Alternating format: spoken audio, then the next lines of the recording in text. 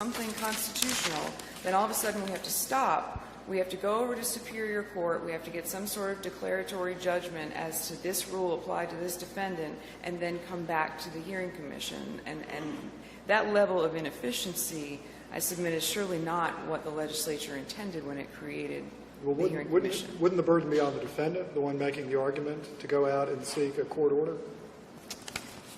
It might be, but if the position that Mr. Sutton is advancing were correct, it would seem that a defendant would be entitled to do that, and the State Bar does not concur with that analysis. In fact, we've had several decisions from this court addressing the fact that the DHC did rule on constitutional issues.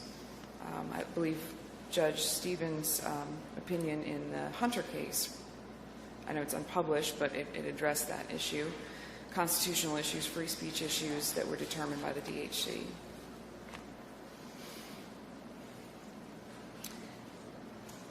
Because it wasn't addressed in the brief, I did want to specifically mention the type of constitutional scrutiny that would apply here.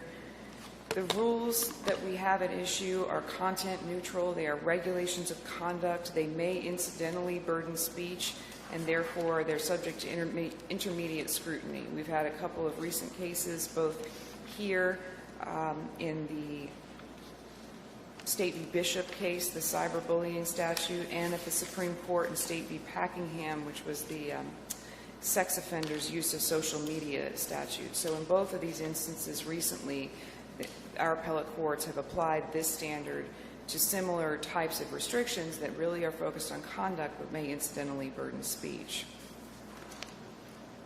And in order to engage in that analysis, the court has to look at whether there are important government interests that are advanced by these regulations. Again, the appellant contends that the State Bar is required in every case to put on a factual evidentiary showing to establish a government interest, when in fact the Supreme Court, the United States Supreme Court, has already acknowledged that the states have important interests in the functioning of the administration of justice, promoting public respect for the rule of law, preserving the dignity of the legal profession. These have already been established, and if you look at the decisions, the courts are not questioning those fundamental interests. The real analysis comes in addressing whether they are the regulations are narrowly tailored to meet that interest.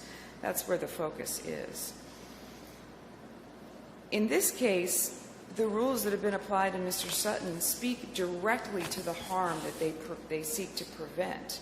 In other words, he was disciplined for engaging in conduct prejudicial to the administration of justice. So on their face, they cannot be much more tailored than that. I will point out, and I think this is important, that Mr. Sutton has not actually briefed or argued a facial challenge to the rules, an overbreadth challenge, or a vagueness challenge. So the only thing before this court is whether the rules of professional conduct as applied to Mr. Sutton violated his constitutional rights. And the Supreme Court in Packingham made clear that in that type of analysis, the determination is going to be strongly influenced by the facts of this case. And the court indicated the question is whether the government interest is furthered by prosecution of this defendant. In addressing that, it is important to recognize that the harm caused by Mr. Sutton's conduct is real. We have a decision from the North Carolina Supreme Court, and this is State v. Rivera, where the court mentions that comments by one lawyer tending to disparage the personality or performance of another tend to reduce public trust and confidence in our courts. The Supreme Court in the Sanderson case in '94 also reversed a conviction because the abusive behavior of a prosecutor deprived the defendant of due process. And in that case, the court talked specifically about how this type of abusive behavior actually compromises the ability of opposing counsel to do their job, to function, and also can interfere with the ability of witnesses just to present their testimony. And all of that creates direct harm to the administration of justice. I will note also that the findings of fact regarding discipline in this disciplinary order, which are quite detailed, are not challenged by Mr. Sutton. He did not raise any challenge to those. And we see the specific harm caused by his conduct through the testimony of multiple judges and multiple attorneys. Can you address Mr. Sutton's argument about claims 7 through 11, the argument being that there's no evidence that went before the grievance committee? Well, first I will say that there is a presumption of regularity in official proceedings, just in the law, which Mr. Sutton evidenced no information, no fact that would suggest that probable cause was not found. In addition, I don't have Ms. Hunt's affidavit right in front of me, but I believe her indication was that, in fact, probable cause was found on all of these claims. The fact that she may not have been in the particular subcommittee at the moment that it was being discussed is irrelevant, because the grievance committee votes as a whole body, and she presided over each of those grievance committee meetings. So whether she was there for all the discussion is not the question. The question is, was she there for the vote? Was she able to attest to the finding of probable cause and the referral to the DHC? Is the timeliness of her affidavit an issue? The fact that it was filed after the first phase had completed? Well, Mr. Sutton didn't raise any of these issues till after the first phase was tried and completed, which is why the State Bar contends that he's waived this argument.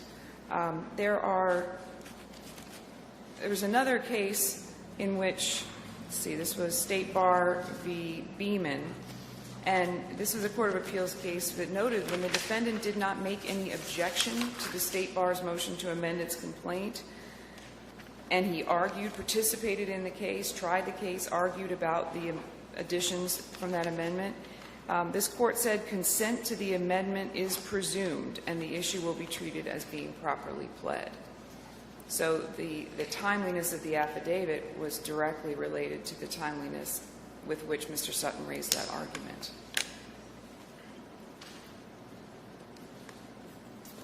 I would like to address briefly Mr. Sutton's contention that he didn't have adequate notice of certain information that was introduced in Phase 2 of these disciplinary proceedings.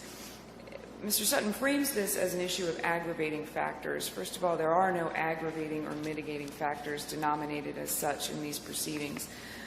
There is a list of things that have historically been considered by the hearing commission in determining how much harm a lawyer has caused and how much risk of future harm a lawyer poses. And that is the list to which Mr. Sutton's argument refers. He had notice of the charges. He had the DHC complaints. Those were the charges. And the case that he offers of N.R.E. Ruffalo is distinguishable in that that was a lawyer who was disciplined for rule violations of which he did not have notice. And that's not this case. We're talking about a situation where the DHC, in every case, considers that list of factors. Whether the parties argue them or not, there is no burden of proof on the State Bar to prove any of those factors. The DHC will be considering them, and all defendants have notice of that because it's published right there in the procedural rules.